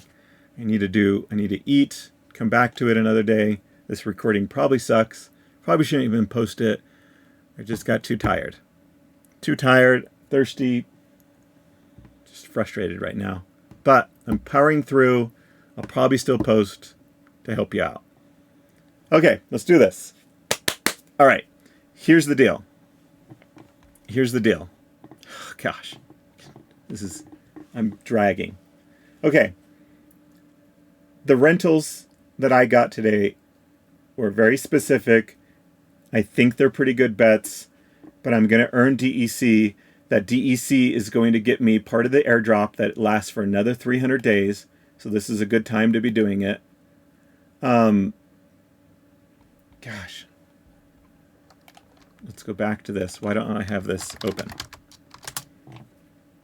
Oh, and now I'm losing internet? Okay, what's going on? So the staking APR. So you take the earnings, you buy some stuff with like just your credit card or whatever. I'm not saying buy it on credit. I'm saying use your credit card to get a decent reward on it from your credit card company. And then you get the cards that are going to earn you. Look for the ones that are 100%, well, 200% above, so that you have a decent thing if things go down. And then you're going to earn DEC, which is going to get you collection points. So out of my $1,000 or $1,100 spent, I got 32,000 SPS. So I'm actually going to show you something interesting. That 32, sorry, give me a moment.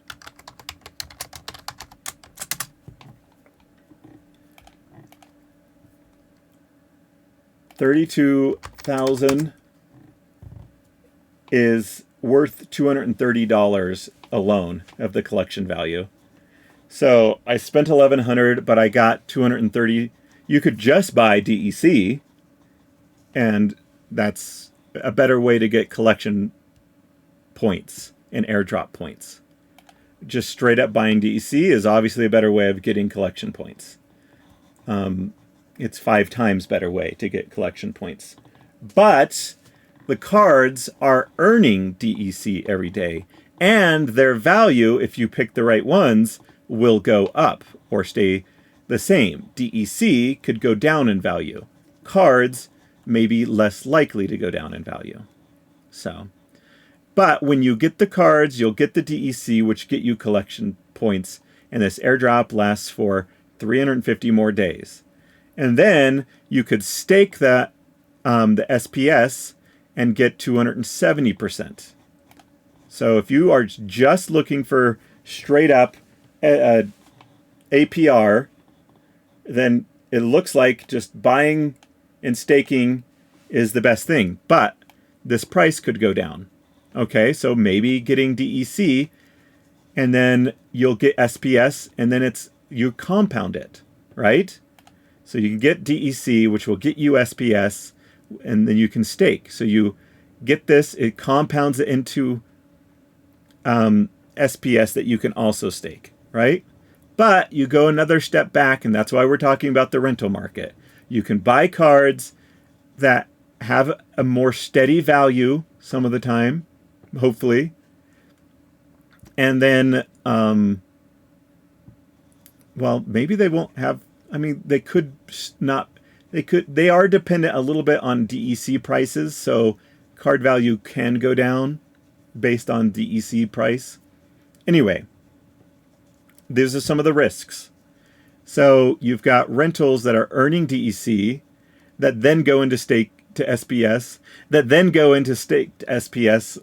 So some fun things. There's some things to look forward to that the renters, there's more and more players every day, so more demand on the same amount of supply. New cards don't come out till basically September, late September is my guess, late next month. And more demand means higher prices. And then they're going to start giving SPS to people who win games. So that means that the renters maybe are willing to spend a little bit more because they're going to be earning a little bit more in the future. There's a new feature called Guild Brawls, and people will be able to earn money playing that as well. So that's more incentive for renting. And then